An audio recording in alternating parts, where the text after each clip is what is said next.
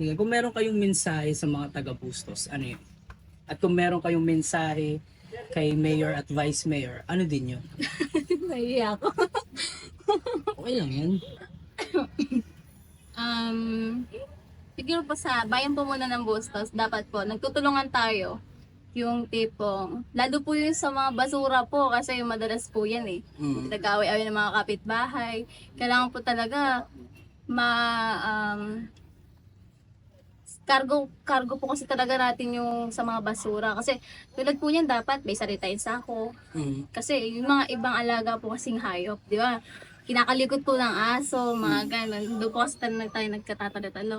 Then kila Mayor Juan naman po, wala po ako masasabi. Pero sa nakikita ko naman po, goods naman po sa lahat ng pinapakita nila. Talaga pong mabait, talagang pinapaganda po talaga nila yung munisipyo, yung buong ano po dito sa Bustos. Kay Vice Mayor, anong Kay gusto Vice mo? Mayor din po.